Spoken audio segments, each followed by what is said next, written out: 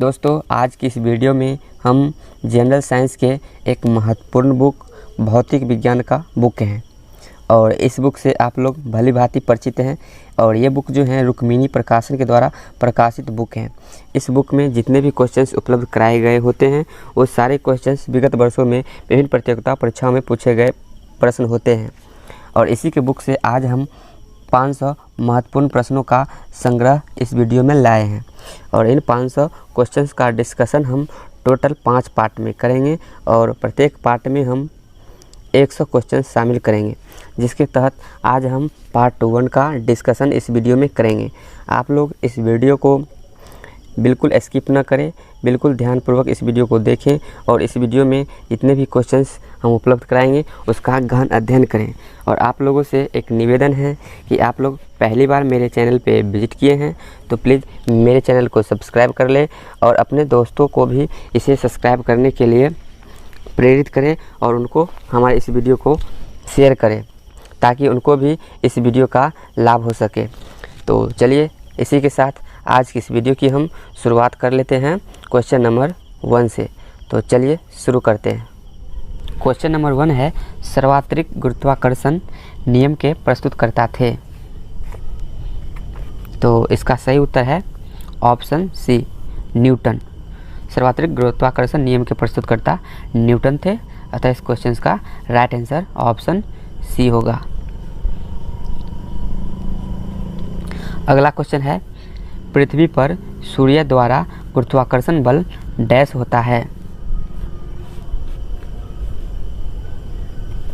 तो इस क्वेश्चन का सही उत्तर है पृथ्वी पर सूर्य द्वारा गुरुत्वाकर्षण बल सूर्य पर पृथ्वी द्वारा गुरुत्वाकर्षण बल के बराबर होता है, अतः इस क्वेश्चन का राइट आंसर ऑप्शन बी है। अगला क्वेश्चन है, पृथ्वी व सूर्य के बीच की दूरी यदि वर्तमान दूरी की अपेक्षा 2 गुनी हो जाए तो पृथ्वी पर सूर्य द्वारा गुरुत्वाकर्षण बल डैश होगा। तो इस क्वेश्चन का सही उत्तर है ऑप्शन डी, पहले की अपेक्षा 1/4 होगा।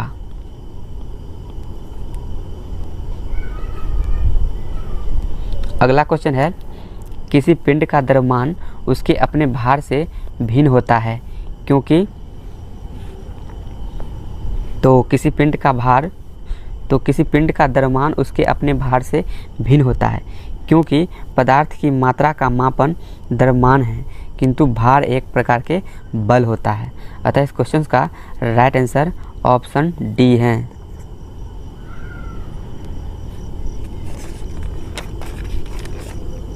अगला क्वेश्चन है, किसी पिंड का भार डैश होता है।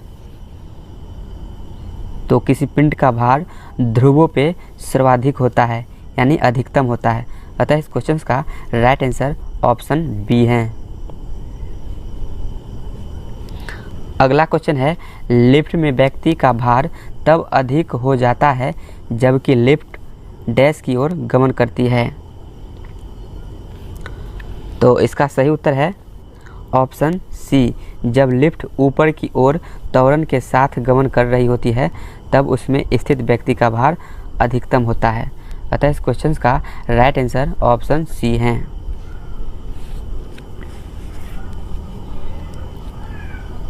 अगला क्वेश्चन है, किसी पिंड को पृथ्वी से चंद्रमा पर ले जाने पर डैश होता है। तो किसी पिंड को पृथ्वी से चंद्रमा पे ले जाने पर उसका द्रव्यमान वही रहेगा किंतु भार भिन्न हो जाएगा, अतः इस क्वेश्चन का सही उत्तर ऑप्शन सी है। अगला क्वेश्चन है, किसी पिंड का वेग 2 गुना हो जाए तो डैश होगा। यदि किसी पिंड का वेग 2 गुना हो जाए तो उसका संवेग भी 2 गुना हो जाएगा, अतः इस क्वेश्चन का राइट आंसर ऑप्शन बी है।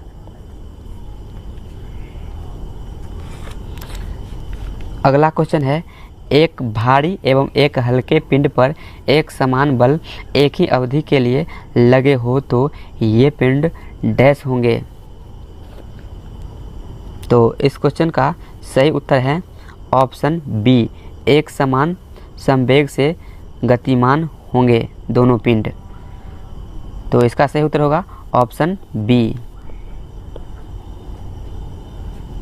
अगला क्वेश्चन है, किसी पिंड का वेग 2 गुना होने पर उसकी गतिज ऊर्जा डैश होगी। तो किसी पिंड का वेग 2 गुना होने पर उसकी गतिज ऊर्जा 4 गुनी हो जाती है। अतः इस क्वेश्चन का राइट आंसर ऑप्शन सी है। अगला क्वेश्चन है, घड़ी में चाबी भरने की प्रक्रिया में घड़ी में डैश संग्रहित होती है। तो जब घड़ी में चाबी भरी जाती है तो उसमें स्थितिज ऊर्जा संग्रहित होती है। अतः इस क्वेश्चन का राइट आंसर ऑप्शन डी है। अगला क्वेश्चन है, पहाड़ पर चढ़ते समय व्यक्ति आगे की ओर झुकता है जिससे उसके डैश होता है। तो जब व्यक्ति पहाड़ पर आगे की ओर चढ़ता है तो आगे की ओर झुकता है जिससे उसके स्थायित्व में वृद्धि हो जाती है। अतः इस क्वेश्चन का राइट आंसर ऑप्शन डी है।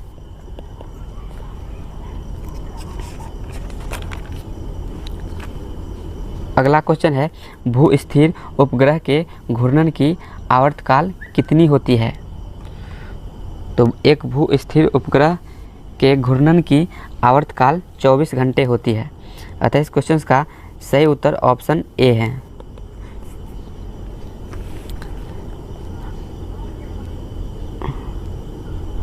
अगला क्वेश्चन है, समुद्र के पानी का घनत्व जैसे जैसे बढ़ता है डैश होता है। तो जब समुद्र के पानी का घनत्व जैसे जैसे आगे की ओर बढ़ता है वैसे वैसे उसकी गहराई व खारापन दोनों में वृद्धि होता है। तो इसका सही उत्तर होगा ऑप्शन डी। अगला क्वेश्चन है, नदी में तैरता जलयान जब समुद्र में जाता है तो यह डैश होता है। तो जब नदी में तैरता हुआ जलयान समुद्र में जाता है तो वह थोड़ा ऊपर उठ जाता है। अतः इस क्वेश्चन का सही उत्तर ऑप्शन ए होगा। अगला क्वेश्चन है, इस्पात की गेंद पारे पर तैरती है क्योंकि। तो इस्पात की गेंद पारे पर तैरता है क्योंकि इस्पात की अपेक्षा पारे का घनत्व अधिक होता है, इसीलिए इस्पात का गेंद पारे में तैरता है। तो इसका सही उत्तर होगा ऑप्शन सी। अगला क्वेश्चन है, अत्यधिक ऊंचाई पर उड़ रहे वायुयान के अंदर डैश होती है। तो अत्यधिक ऊंचाई पर उड़ रहे वायुयान के अंदर वायुयान में पंपों की सहायता से सामान्य दाब बनाए रखा जाता है। तो इसका सही उत्तर होगा ऑप्शन बी। अगला क्वेश्चन है, वायुमंडलीय दाब को मापने के लिए आवश्यक यंत्र हैं। तो वायुमंडलीय दाब को बैरोमीटर की सहायता से मापा जाता है। तो इसका सही उत्तर है ऑप्शन बी। अगला क्वेश्चन है, हमारे शरीर पर वायुमंडल का दाब बहुत होते हुए भी हम उसे महसूस नहीं कर पाते क्योंकि इसका डैश कारण है। तो हमारे शरीर के ऊपर वायुमंडल का दाब बहुत होते हुए भी हम उसको महसूस नहीं कर पाते हैं। क्यों नहीं कर पाते हैं? क्योंकि हमारे शरीर में रक्त दाब वायुमंडलीय दाब से कुछ अधिक होता है, इसी कारण हम वायुमंडल के दाब को महसूस नहीं कर पाते हैं। तो इसका सही उत्तर है ऑप्शन डी। नेक्स्ट क्वेश्चन है, किसी पिंड का अधिकतम भार कहाँ होती है? तो किसी पिंड का अधिकतम भार निर्वात में होती है। अतः इस क्वेश्चन का राइट आंसर ऑप्शन डी होगा।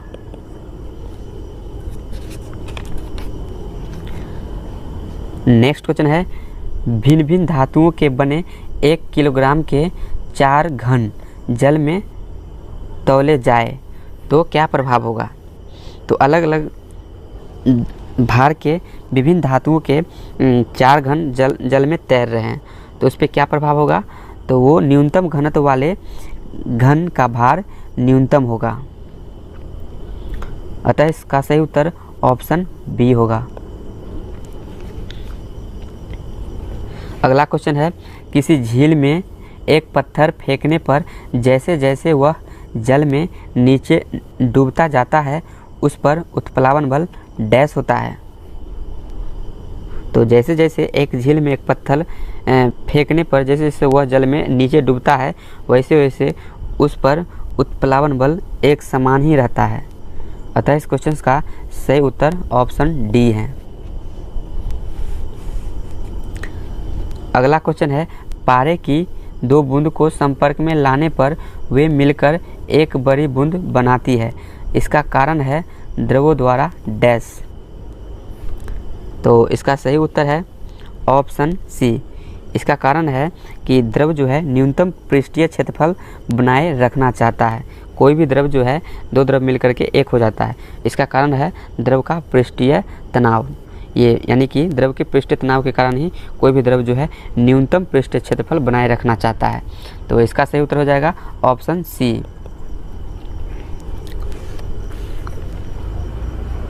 अगला क्वेश्चन है, कांच की स्वच्छ प्लेट पर जल डालने पर वह पतली परत के रूप में फैल जाता है, जबकि पारा डालने पर वह गोलीय बूंद के रूप में बना रहता है, इसका कारण डैश है।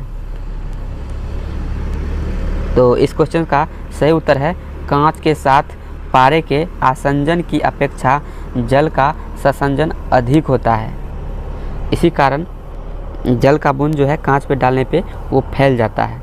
अतः इसका सही उत्तर ऑप्शन सी होगा। नेक्स्ट क्वेश्चन है, रेलवे प्लेटफॉर्म के किनारे पर खड़े युवक के सामने तेज गति से रेलगाड़ी के गुजरने पर युवक डैश की ओर गिरेगा। तो इस क्वेश्चन का सही उत्तर होगा ऑप्शन सी। जब प्लेटफॉर्म पे एक लड़का खड़ा है और उसके सामने से एक रेलगाड़ी तेज गति से गुजरेगा तो वो लड़का गाड़ी की ओर गिर पड़ता है। तो इसका सही उत्तर होगा ऑप्शन सी। अगला क्वेश्चन है, भूमि से टकराकर फुटबॉल ऊपर उछलती है क्योंकि। तो भूमि से टकराकर फुटबॉल ऊपर की ओर उछलता है, इसका कारण है कि ऐसा उसके अपने प्रत्यस्थ गुणों के कारण होता है। फुटबॉल में उसके अपने प्रत्यस्थ गुण होता है जिसके कारण फुटबॉल भूमि से टकराने के कारण ऊपर की ओर उछलता है। तो इसका सही उत्तर होगा ऑप्शन सी। नेक्स्ट क्वेश्चन है, एक वृत्ताकार धातु की प्लेट को जिसके केंद्र में एक वृत्ताकार छेद हो उसको गर्म करने से छेद के व्यास पर क्या प्रभाव पड़ेगा। तो जब एक वृत्ताकार प्लेट को गर्म किया जाता है जिसके सेंटर में एक छेद हो, तो जब उस प्लेट को गर्म किया जाता है तो उस छेद का व्यास बढ़ जाएगा। तो इसका सही उत्तर होगा ऑप्शन सी। अगला क्वेश्चन है, एक जल भरे बीकर में बर्फ़ का एक टुकड़ा तैर रहा है। बर्फ़ के पिघलने पर बीकर में जल का तल पर क्या प्रभाव होगा। तो जब बर्फ़ का टुकड़ा उस बीकर में पिघल जाएगा तो जल में के तल पर कोई प्रभाव नहीं पड़ेगा, यानी कि पहले जितना जल था उतना ही बर्फ़ के टुकड़े को तलने पर बर्फ़ के टुकड़े को पिघलने पर भी जल का तल वही रहेगा। तो इसका सही उत्तर हो जाएगा ऑप्शन सी, पूर्ववत बना रहेगा।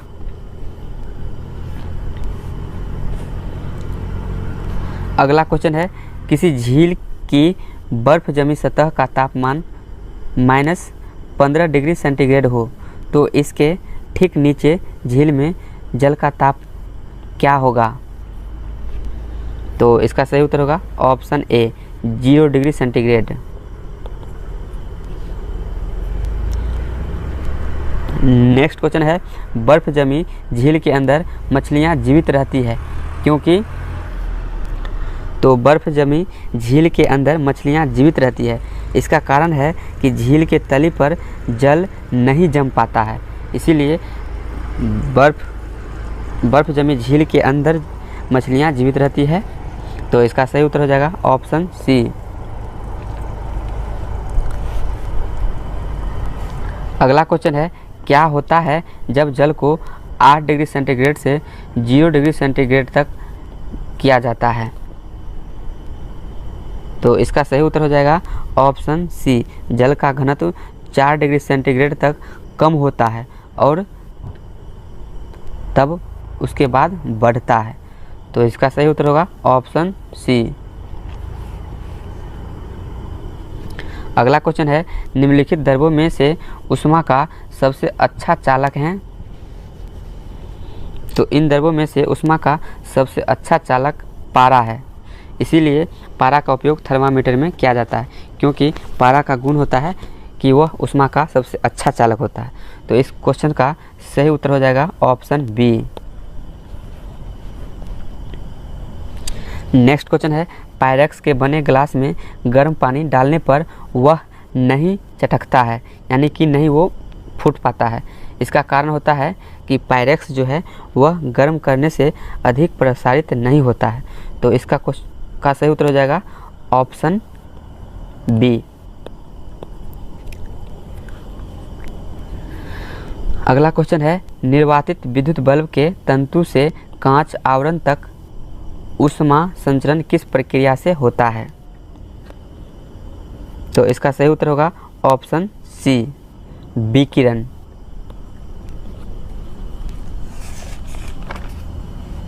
नेक्स्ट क्वेश्चन है, एक प्याले में चाय 90 डिग्री सेंटीग्रेड से 80 डिग्री सेंटीग्रेड तक ठीक 1 मिनट में ठंडी होती है, तो 70 डिग्री सेंटीग्रेड से 60 डिग्री सेंटीग्रेड तक ठंडा होने में लगने वाला समय कितना होगा? तो एक प्याले में चाय रखा हुआ है जिसका टेम्परेचर 90 से 80 डिग्री सेंटीग्रेड होने में ठीक 1 मिनट लगता है, तो उसको 70 से 60 होने में उसको 1 मिनट से अधिक समय लगेगा। अतः इस क्वेश्चन का सही उत्तर ऑप्शन डी होगा। इसका सही उत्तर ऑप्शन डी है। नेक्स्ट क्वेश्चन है, मिट्टी के बने घड़े में भार जल ठंडा हो जाता है क्योंकि, यानी कि क्वेश्चन है कि मिट्टी के घड़े में भरी हुई जल ठंडा हो जाता है। इसका कारण है कि घड़े के छिद्र में जल बाहर आकर वाष्पीकरण होता है। इसी कारण घड़े की सतह को ठंडा रखता है, जिसके कारण घड़ा में भरा हुआ जल गर्मी के मौसम में भी ठंडा रहता है। तो इसका सही उत्तर होगा ऑप्शन सी। नेक्स्ट क्वेश्चन है, ग्रीष्म ऋतु में बिजली के पंखे के नीचे बैठने पर हमें सुख प्राप्त होता है क्योंकि पंखा हमें डैश देता है। तो इसका सही उत्तर होगा ऑप्शन बी, क्योंकि पंखा जो है हमारे चारों ओर की हवा में गति लाकर शरीर के पसीने के वाष्पन में वृद्धि कर देता है, जिससे हमें सुख की प्राप्ति होता है। तो इसका सही उत्तर होगा ऑप्शन बी। नेक्स्ट क्वेश्चन है, हमें अधिकतम पसीना तब आता है जब वायु का डैश होता है। तो हमें पसीना अधिकतम तब आता है जब वायु का तापमान अधिक हो और वह आर्द्र हो। तो इसका सही उत्तर होगा ऑप्शन बी। अगला क्वेश्चन है, तालाब में ऊपरी सतह पर जल गर्म दिनों में भी ठंडा रहता है। तालाब में ऊपरी सतह पर जल गर्म दिनों में भी ठंडा रहता है। इसका कारण है क्योंकि सतह का जल वाष्पीकरण होता है और परिणाम स्वरूप वह ठंडा होता है। तो इसका सही उत्तर होगा ऑप्शन ए। नेक्स्ट क्वेश्चन है, आर्द्रता मापी यंत्र की सहायता से निम्नलिखित में से किसका मापन किया जाता है? तो आर्द्रता मापी यंत्र की सहायता से आपेक्षिक आर्द्रता का मापन किया जाता है। तो इसका सही उत्तर होगा ऑप्शन सी।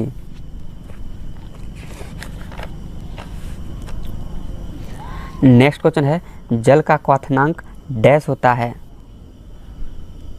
तो किसी जल का क्वथनांक जो है वो वायुमंडल के दाब पर निर्भर करता है। अतः इस क्वेश्चन का राइट आंसर ऑप्शन बी होगा।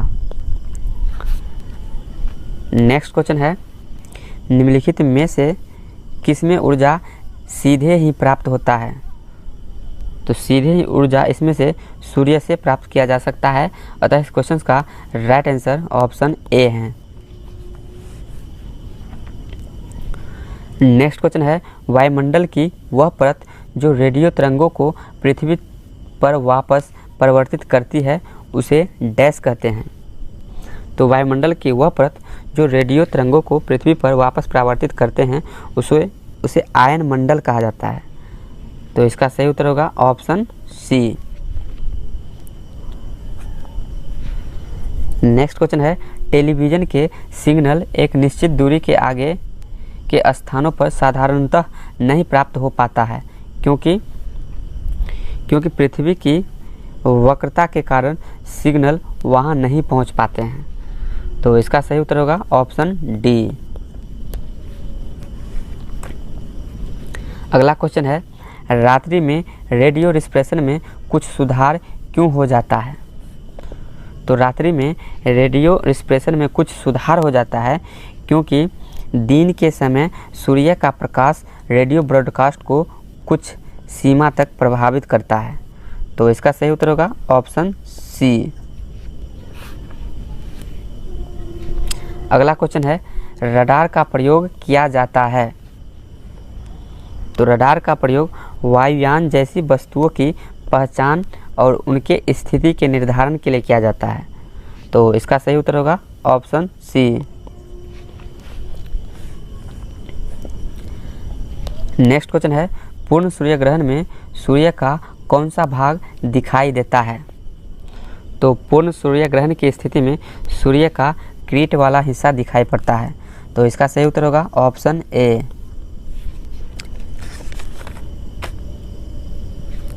नेक्स्ट क्वेश्चन है, समतल दर्पण द्वारा बनी प्रतिबिंब होती है। तो समतल दर्पण द्वारा बना प्रतिबिंब आभासी होता है। अतः इस क्वेश्चन का राइट आंसर ऑप्शन बी है। अगला क्वेश्चन है, किसी व्यक्ति द्वारा अपना पूर्ण प्रतिबिंब देखने हेतु समतल दर्पण की न्यूनतम लंबाई कितनी होनी चाहिए। तो किसी व्यक्ति द्वारा अपना पूर्ण प्रतिबिंब देखने हेतु समतल दर्पण की न्यूनतम लंबाई व्यक्ति की लंबाई की आधी होनी चाहिए। तो इसका सही उत्तर होगा ऑप्शन सी। अगला क्वेश्चन है, यदि आप समतल दर्पण की ओर 10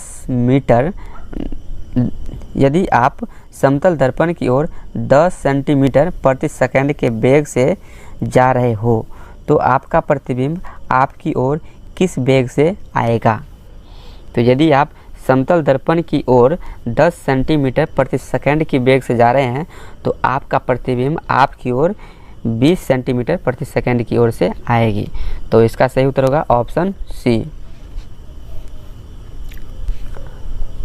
अगला क्वेश्चन है, कमरे की अलग बलग की 2 दीवारें पर समतल दर्पण लगे होते हैं और आप कमरे में हो तो आपको दिखाई देने वाले प्रतिबिंबों की संख्या कितनी होगी। यानी कि इस क्वेश्चन का कहने का अर्थ है कि एक कमरे के आगे और पीछे समतल दर्पण लगा हुआ है और उसके बीच में आप बैठे हैं तो आपका प्रतिबिंबों की संख्या कितनी होगी। तो इस स्थिति में आपकी प्रतिबिंबों की संख्या अनंत होगी। तो इसका सही उत्तर होगा ऑप्शन डी। अगला क्वेश्चन है, किसी वस्तु का वास्तविक प्रतिबिंब प्राप्त करने हेतु आवश्यक दर्पण कौन सा होगा। तो किसी वस्तु का वास्तविक प्रतिबिंब प्राप्त करने हेतु आवश्यक दर्पण होगा वो दर्पण होगा अवतल दर्पण। तो इसका सही उत्तर होगा ऑप्शन बी। अगला क्वेश्चन है, दंत चिकित्सक में किस दर्पण का उपयोग किया जाता है। तो दंत चिकित्सक जो होता है वो अवतल दर्पण का प्रयोग करता है। तो इसका सही उत्तर होगा ऑप्शन डी।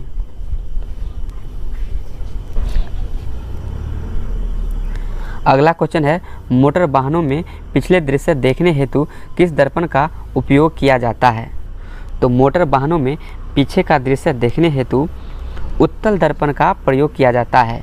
अतः इस क्वेश्चन का राइट आंसर ऑप्शन बी होगा। अगला क्वेश्चन है, कार के हेडलैम्प में प्रयुक्त दर्पण कौन सा होता है। यानी कि किसी कार के हेडलाइट में जो प्रयुक्त दर्पण होता है वो कौन सा दर्पण होता है? तो वो दर्पण परवलयिक अवतार दर्पण होता है। तो इसका सही उत्तर होगा ऑप्शन डी, परवलय अवतल दर्पण होता है।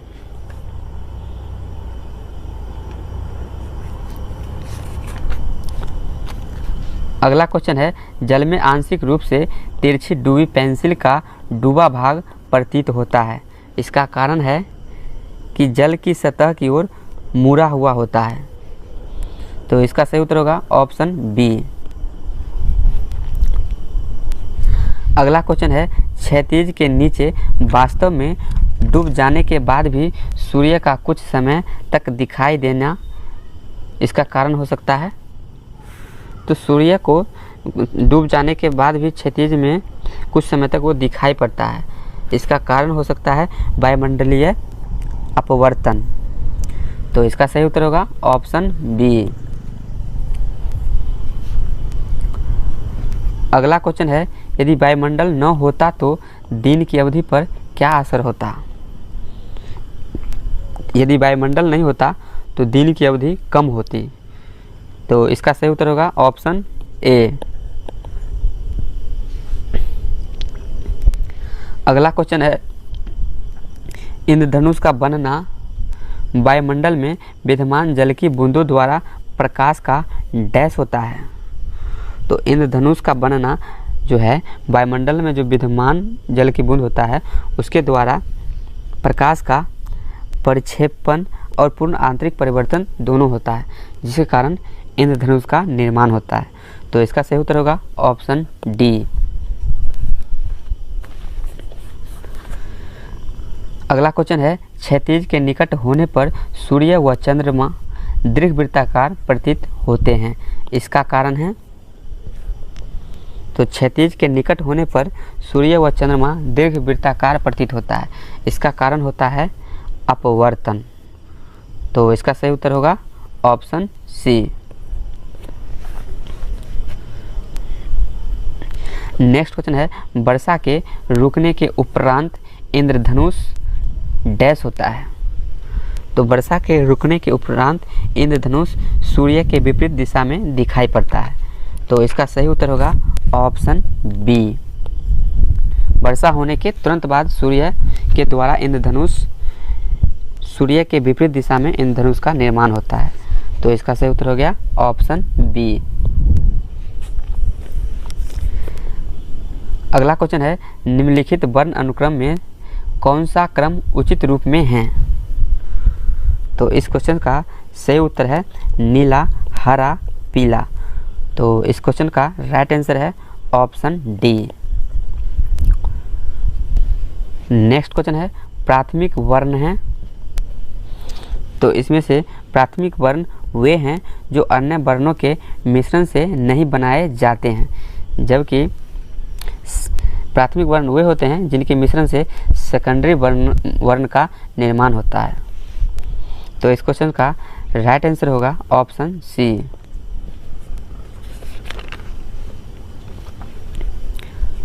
अगला क्वेश्चन है, 3 प्राथमिक वर्ण हैं। तो इसमें से 3 प्राथमिक वर्ण हैं नीला, हरा व लाल। अतः इस क्वेश्चन का राइट आंसर ऑप्शन ए है।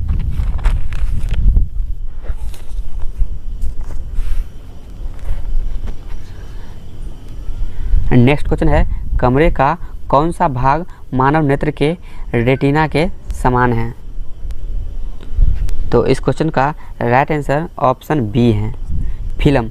कैमरे का फिल्म जो होता है मानव नेत्र के रेटिना के समान होता है, क्योंकि मानव नेत्र के रेटिना पर ही प्रतिबिंब का निर्माण होता है और कैमरे में भी फिल्म में ही प्रतिबिंब का निर्माण होता है। तो इस क्वेश्चन का राइट आंसर ऑप्शन बी है।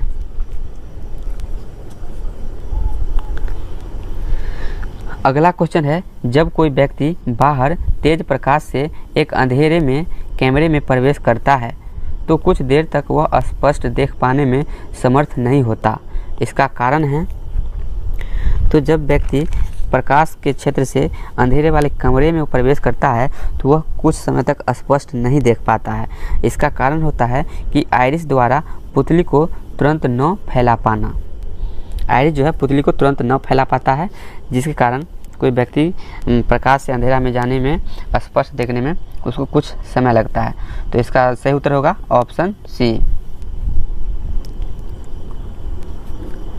अगला क्वेश्चन है, वृद्धावस्था में लिखने व पढ़ने हेतु चश्मा लगाना पड़ता है।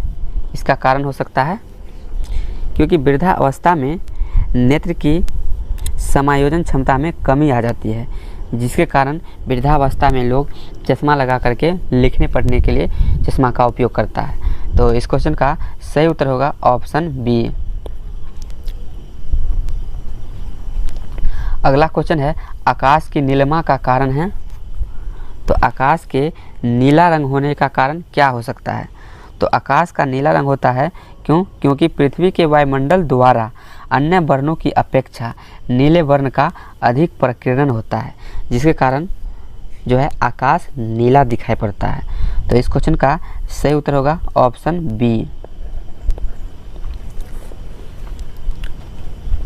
अगला क्वेश्चन है, अंतरिक्ष यात्री को बाह्य अंतरिक्ष कैसा दिखाई पड़ता है? तो अंतरिक्ष यात्री को बाह्य अंतरिक्ष काला दिखाई पड़ता है, यानी कि श्याम प्रतीत होता है। इस क्वेश्चन का सही उत्तर होगा ऑप्शन बी। अगला क्वेश्चन है, बाह्य अंतरिक्ष में स्थित अंतरिक्ष यात्री डैश देख पाते हैं। तो बाह्य अंतरिक्ष में स्थित अंतरिक्ष यात्री सभी दिशाओं में दिन के समय तारे देख पाते हैं। तो इसका सही उत्तर होगा ऑप्शन डी।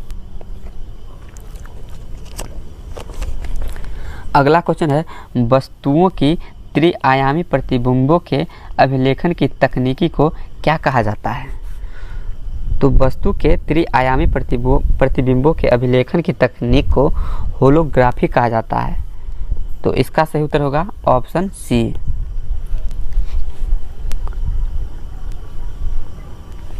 अगला क्वेश्चन है, एक स्थान से दूसरे स्थान तक तरंग के गमन में क्या होता है? तो जब एक तरंग एक स्थान से दूसरे स्थान तक गमन करता है तो वह अपने साथ ऊर्जा का भी अभिगमन करता है। तो इसका सही उत्तर होगा ऑप्शन बी।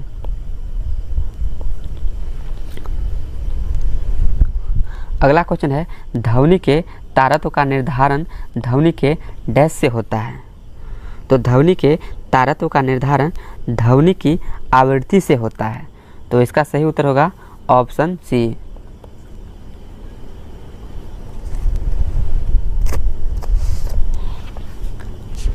अगला क्वेश्चन है, पुरुषों की अपेक्षा स्त्रियों के स्वर के क्षीण होने का कारण है उसकी डैश।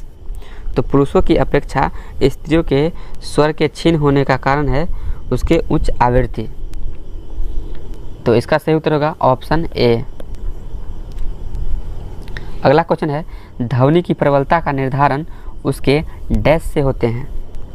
तो किसी ध्वनि के प्रबलता का निर्धारण उसके आयाम से करते हैं। तो इसका सही उत्तर होगा ऑप्शन ए। अगला क्वेश्चन है, ध्वनि का अधिकतम वेग डैश में होता है। तो ध्वनि का वेग जो है अधिकतम होता है ठोस में, यानी कि इस ऑप्शन में से इस्पात में ध्वनि का वेग अधिकतम होता है। तो इस क्वेश्चन का राइट आंसर ऑप्शन डी होगा। अगला क्वेश्चन है, ध्वनि उच्चतम वेग से गमन करती है। तो ध्वनि जो है उच्चतम वेग से गमन करती है 30 डिग्री सेंटीग्रेड पर आर्द्र वायु में गमन करती है। तो इस क्वेश्चन का सही उत्तर होगा ऑप्शन डी।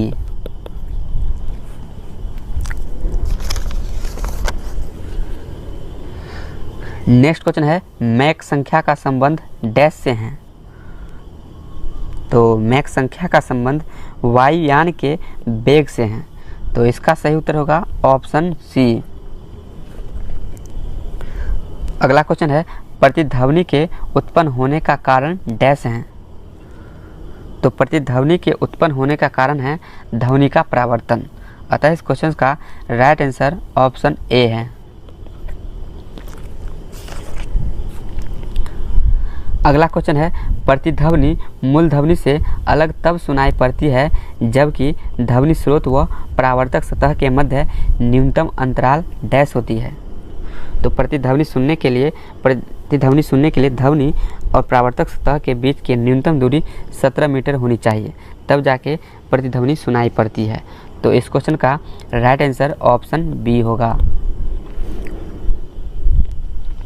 अगला क्वेश्चन है, चमगादड़ अंधकार में भी उड़ सकता है, क्योंकि चमगादड़ अंधेरा में भी रात्रि के समय में भी उड़ सकता है, क्योंकि वे अपने द्वारा उत्पन्न प्राश्रव्य तरंगों की सहायता से अपना मार्ग दर्शन कर पाते हैं। तो इस क्वेश्चन का राइट आंसर ऑप्शन सी होगा। अगला क्वेश्चन है, एक पुलिस की गाड़ी सायरन बजाती हुई किसी प्रेक्षक से दूर जा रही है, तो सायरन के सामान्य तरातु की सापेक्ष उसकी ध्वनि का तारतम्य डैश होता है। तो उसकी ध्वनि का तारतम्य कम होगा। इस क्वेश्चन का सही उत्तर ऑप्शन ए है। अगला क्वेश्चन है, निम्नलिखित में से कौन सा अर्धचालक है? तो इसमें से सिलिकॉन एक प्रकार के अर्धचालक धातु है। तो इस क्वेश्चन का सही उत्तर ऑप्शन सी है। अगला क्वेश्चन है, एक क्षण चुंबक के सिरे पर चिपक कर लटके दो इस्पात आलपीन ऊर्ध्वाधर नहीं लटक पाते हैं, क्योंकि समान ध्रुव एक दूसरे के प्रतिकर्षित होते हैं। अतः इस क्वेश्चन का राइट आंसर ऑप्शन सी है। अगला क्वेश्चन है, सर के सूखे बालों में कड़ी रबर के कंघे से कंघी करने पर करकराहट की ध्वनि सुनाई का कारण है। तो सिर के बाल को सूखे बालों को कड़े कंघी से कंघी करने पर करकराहट की जो आवाज़ आती है उसका कारण है छोटे छोटे विद्युत का स्फुरन। तो इसका सही उत्तर होगा ऑप्शन बी। अगला क्वेश्चन है, विद्युत परिपथ में संधारित्र का प्रयोग डैश होता है। तो विद्युत परिपथ में संधारित्र का प्रयोग विद्युत आवेश के संग्रहण हेतु करते हैं। तो इस क्वेश्चन का सही उत्तर ऑप्शन सी है।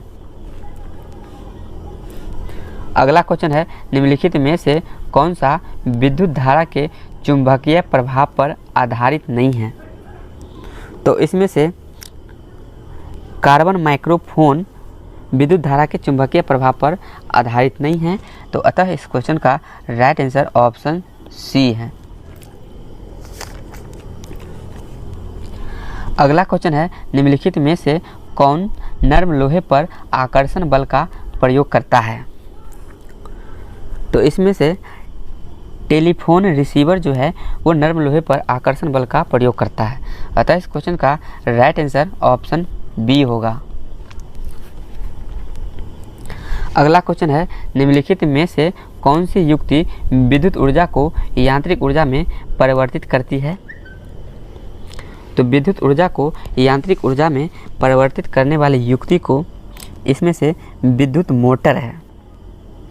अतः इस क्वेश्चन का राइट आंसर ऑप्शन सी है। अगला क्वेश्चन है, विद्युत मोटर में उसके प्रारंभन के उपरांत मोटर की गति के सामान्य हो जाने पर इसमें प्रवाहित धारा प्रारंभन धारा के डैश होती है। तो उसके प्रारंभन धारा से कम होती है। अतः इस क्वेश्चन का राइट आंसर ऑप्शन डी है। जब किसी मोटर को स्टार्ट किया जाता है तो उसको शुरुआती में अधिक धारा की आवश्यकता होती है, क्योंकि उसके प्रारंभ में ज़्यादा टॉर्क की आवश्यकता होती है। जब मोटर स्टार्ट हो जाती है तो वो कम धारा पे भी चलती रहती है। चलिए अगला क्वेश्चन पे चलते हैं। अगला क्वेश्चन है, लाउड स्पीकर में ऊर्जा का परिवर्तन डैश होता है। तो लाउड स्पीकर में ऊर्जा का परिवर्तन विद्युत से यांत्रिक तत्पश्चात ध्वनि से ऊर्जा में होता है। तो इसका सही उत्तर होगा ऑप्शन बी विद्युत से यांत्रिक उसके बाद ध्वनि ऊर्जा में होता है। तो इसका सही उत्तर है ऑप्शन बी। अगला क्वेश्चन है माइक्रोफोन में ऊर्जा का रूपांतरण डैश में होता है। तो माइक्रोफोन में ऊर्जा का रूपांतरण ध्वनि से यांत्रिक ऊर्जा में होता है, उसके बाद विद्युत ऊर्जा में होता है। तो इसका सही उत्तर होगा ऑप्शन ए ध्वनि से यांत्रिक उसके बाद विद्युत ऊर्जा में होता है। तो इसका सही उत्तर है ऑप्शन ए। अगला क्वेश्चन है यांत्रिक ऊर्जा को विद्युत ऊर्जा में परिवर्तित करने वाली युक्ति कहलाती है। तो यांत्रिक ऊर्जा को विद्युत ऊर्जा में परिवर्तित करने वाली युक्ति डायनेमो कहलाती है। तो इसका सही उत्तर होगा ऑप्शन सी डायनेमो। अगला क्वेश्चन है ट्रांसफार्मर द्वारा डैश होता है। तो ट्रांसफार्मर के द्वारा एसी वोल्टता का उच्चयन होता है। तो ट्रांसफार्मर के द्वारा एसी वोल्टता का उच्चयन होता है। इसका सही उत्तर होगा ऑप्शन सी। अगला क्वेश्चन है डीसी की अपेक्षा एसी के लाभ यह हैं कि तो डीसी की अपेक्षा एसी करंट का लाभ यह है कि यह कम ऊर्जा हानि के साथ लंबी दूरी तक संचारित किया जा सकता है एसी को। तो इसका सही उत्तर होगा ऑप्शन डी यह कम ऊर्जा हानि के साथ लंबी दूरी तक संचारित की जा सकती है। तो इसका सही उत्तर होगा ऑप्शन डी। अगला क्वेश्चन है विद्युत परिपथ में फ्यूज का कार्य होता है। तो विद्युत परिपथ में फ्यूज का कार्य होता है अतिभारण या लघुपथन की स्थिति में परिपथ को भंग करना। अतः इस क्वेश्चन का राइट आंसर ऑप्शन सी है। अगला क्वेश्चन है विद्युत परिपथ में फ्यूज को डैश होता है। तो विद्युत परिपथ में फ्यूज को गर्म तार में लगाया जाता है। विद्युत परिपथ में फ्यूज को गर्म तार में लगाया जाता है। अतः इस क्वेश्चन का राइट आंसर ऑप्शन ए है। अगला क्वेश्चन है फ्यूज के तार का पदार्थ होता है, यानी कि फ्यूज का तार जो होता है किस पदार्थ का बना होता है।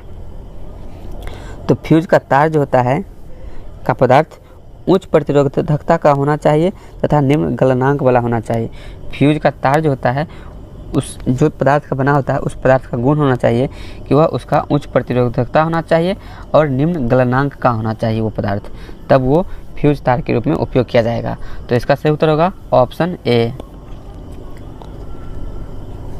अगला क्वेश्चन है विद्युत उपकरण को भू संपर्कित किया जाता है जिससे तो विद्युत उपकरण को भू संपर्कित किया जाता है जिससे लघुपतन न हो सके। तो इसका सही उत्तर होगा ऑप्शन डी लघुपतन न हो सके।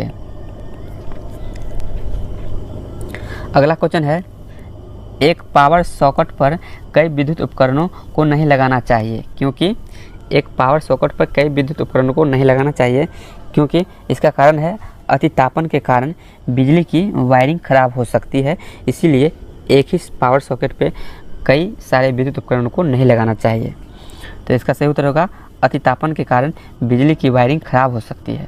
तो इसका सही उत्तर ऑप्शन बी होगा।